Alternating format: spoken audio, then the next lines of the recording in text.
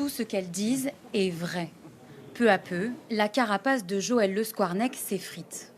Mercredi matin, troisième jour de procès, celui que l'on surnomme le chirurgien de Jonzac a été confronté à ses deux nièces.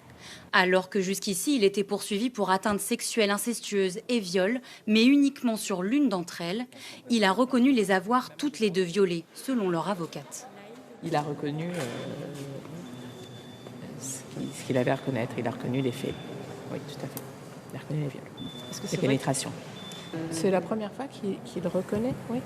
Il y a un vrai soulagement des victimes, là. Il y a un changement dans la tactique, entre guillemets.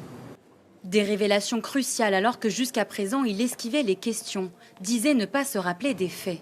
Pour les victimes et les parties civiles, la fin d'un silence assourdissant. C'est un soulagement pour les victimes d'entendre et d'être reconnues comme telles.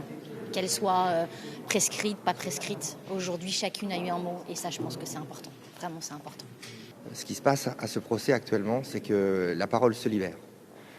Ce qui est assez rare, et on le doit à toutes les parties, aux parties civiles, aux victimes qui arrivent à aller au-delà de leur souffrance pour décrire avec des mots, en brisant le silence, ce qu'elles ont subi, et également même à l'accusé qui est capable d'entendre et de répondre à leurs demandes.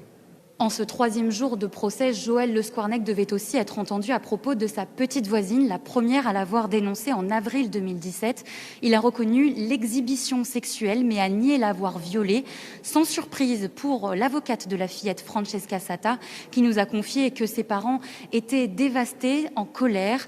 Ils attendent une seule chose, nous a-t-elle dit, que le verdict soit rendu et que cette pourriture, comme ils l'appellent, finisse ses jours en prison.